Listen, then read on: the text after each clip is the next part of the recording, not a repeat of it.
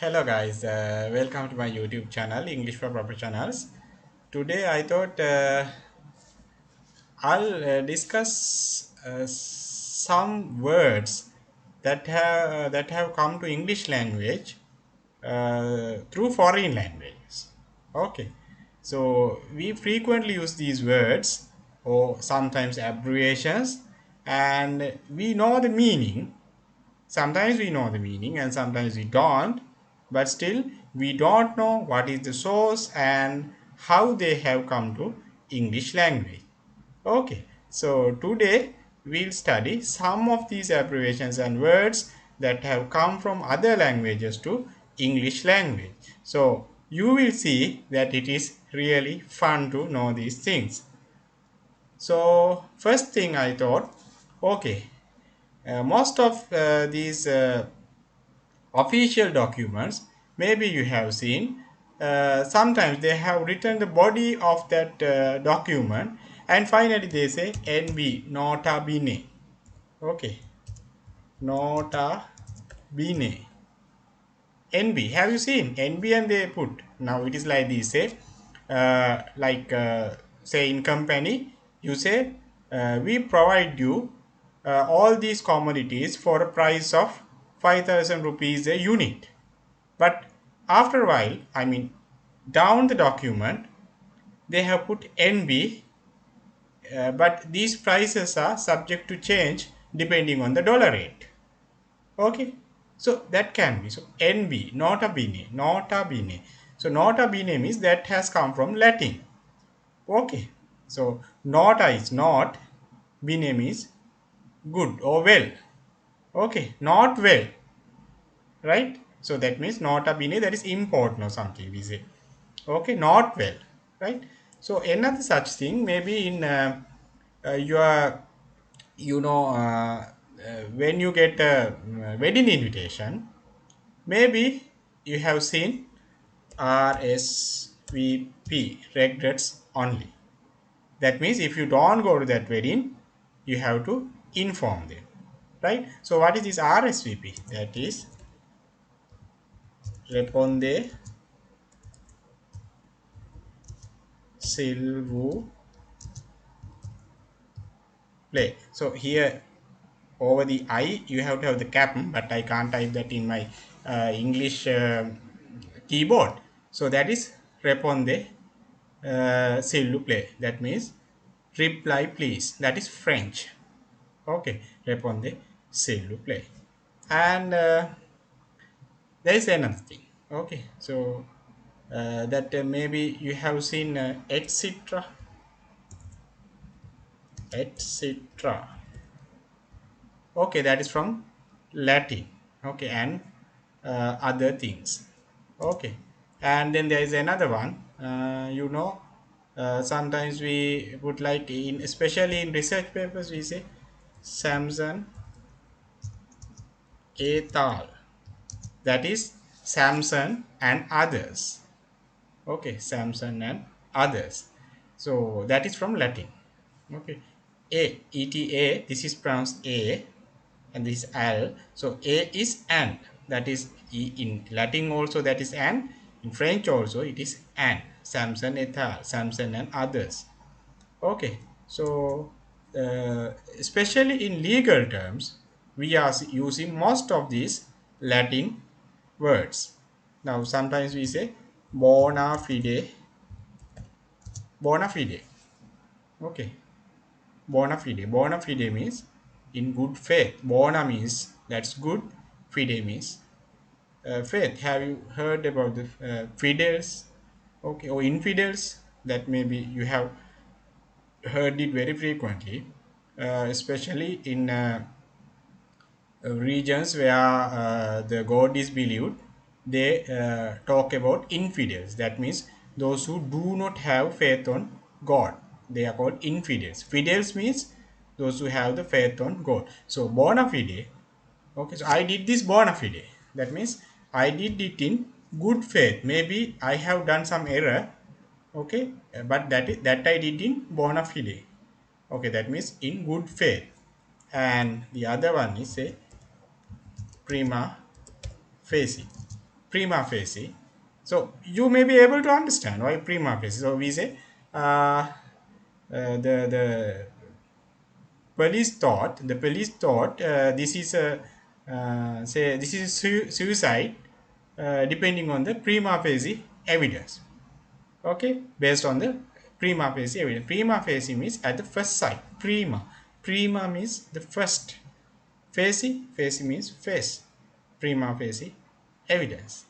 Okay, so these are some of the Latin words that has come, and especially we use French mostly. The reason for this is, England was once upon a time, most part of the England was conquered by French. uh, you call them French Normans. Okay, Norman. So in England, most of the time, French was the official language. That was the language of the king's court, and language of the elite, and the language of the nobles. Nobles. So in that case, French was widely used as an official language, and English was used among the common people. So that is why we do not have many uh, grammatical complexities in English compared with other European languages. Okay, so if you think that English is hard, you have to be very happy, because after all, English is the international language, not German. Okay, so I'll just tell you now. We have a definite article the. Everywhere it is the. Okay, but if you are trying to study German, the has 16 forms: die, die, das, like. Okay, depending on say whether it is feminine, whether it is masculine, whether it is plural. So what is the mood? Like all of these things, depending on all of these things, the has 16 forms. Okay, one of the things that many people do not even look at German. Okay, that is so much complicated. But thankfully, English is not that complicated. We have only the, right? And verb forms are very much limited. Only three forms you have: present tense, past tense, and past participle.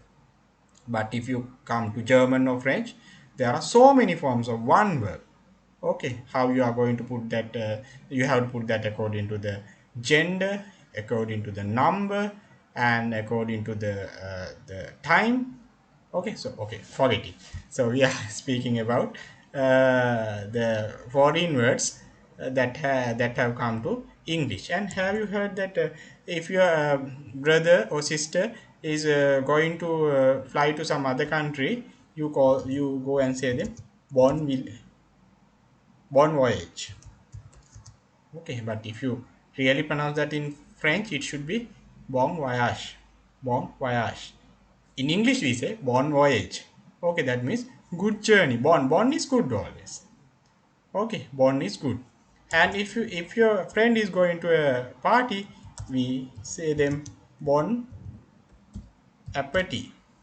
Bon appetit. Remember, if it is appetite, you have to put another e. This is also French. Bon appetit. Bon appetit means good appetite. Okay, good appetite for you, right? So there are so many other such words that we usually use without knowing their foreign origins. Now if you say jungle, that is from some Indian language, maybe Hindi, I am not very sure, should be from Hindi. Okay, usually for the same meaning in English you have either forest or woods. Okay, now but remember that woods is somewhat bit old fashioned. Don't say uh, I'm going on a trip to woods. Don't say, it's bit old fashioned. Forest, now usually we use jungle. Okay, jungle adventure, jungle boy, like that. Jungle is widely used and it is really accepted. Okay, so then another word that has come to uh, English language through a foreign language, say curry. So the English people might have no curry in their dining tables. at that time. That is why there is no such thing. So sometimes they have something called gravy. Okay, gravy, or say, even if it is a stew, there is some curry part of it, but they don't have anything called curry. Okay, so curry is from some Hindi word. Now you know Hindi language. Now you know sometimes, especially in Indian English. Okay, you know what we mean by Indian English. English as used in India, since India is a large country having a very large population, and also their English literacy is very high. Okay, so therefore they have their own version of English language. Okay, maybe you might have heard that uh, the pronunciation there is somewhat different. Say r sound, hard r. Okay, I am going to airport, airport, airport, right? So that is r, hard r. Usually English is having soft r. Okay, in British English, of course, we have like very soft airport. That is what we speak in Sri Lanka, airport. But if you consider American English, there is some slight R. Say, airport. I can't pronounce it properly. I'm not an American, right? So I can't pronounce it. But if you just listen to them, you might hear there is some small, slight R sound. Okay, not like we speak in when we say in British English, when we say airport, we usually don't pronounce I at all. Okay, but in American, no. As an example, well, I'm going out of the subject. Right. If you say car, in British English we say car, but in American English it is car. But in Indian English it is car. Oh, rolling, like in French.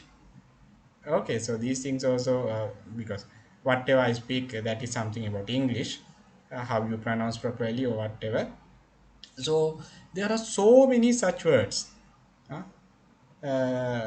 In English that has come from Latin, that has come from Greek, and now if you just think about Negro, okay, what do you think? What is the origin? Negro is from Spanish. Negro means black. Okay, so maybe you know in the 16th century, the Spanish were the people who went to America, and maybe to Africa also. The Portuguese went to Africa. So there they saw black skinned people, and the word for black, word for black in their language was Negro. Okay, so they used Negroes. So when it came to when the English started colonizing in the 16th century under Queen Elizabeth I, might maybe they also thought, okay, we should not find another word for that, so they used Negro itself. So now the black people, all black people are called Negroes in English. Okay, so that is how that in America they have a word called nigga. This is some obscene. Okay, so when you want to insult a black person, you call it nigga. But now it has shaped like it is just not an insult to a black person. Okay, it is coming like, say, when you call it nigga, that's American English, not British English. When you call somebody nigga, that is some useless man or something. Okay, so this is highly offensive. Don't use it anywhere. Okay, don't use it. Just no, but don't use this. Don't say nigga, but that is another word that is used in American slang. Okay. What else? There are so many, yeah, thousands. So I can't describe all of these things. And there is another thing I'll tell you. Uh, Sometimes you say blank carter. Have you heard blank carter? Blank carter means blank is white. Carter means paper, white paper. So just think, my boss gave me a blank carter permission. My boss gave me a blank carter permission. So that means uh, it's like white sheet. So that means there are no restrictions. Okay, uh, that that is some unlimited permission. unrestricted permission, blank card. Okay, so card is paper, right? And this maybe this is not English, but have you heard this Casablanca? In Sri Lanka, you call it Casablanca. It's not Casablanca, it's Casablanca. Casa means house, Spanish, right? Blanca means white. Casablanca means white house. Okay, so and maybe you have seen in Sri Lankan tourist wagons, they put connaissance, connaissance, Sri Lanka, connaissance, the Sri Lanka. In English, we call connaissance to Sri Lanka. Connaissance means knowledge. Okay, knowledge or knowing something. Connaissance, the Sri Lanka, knowledge of Sri Lanka, right? Uh, Okay, I think it's enough for today. So just try to study these things. That is very interesting. Just find out where from these words came, right? Okay. So have a nice day, and please don't forget to subscribe my channel and share with your friends. Okay. Thank you very much.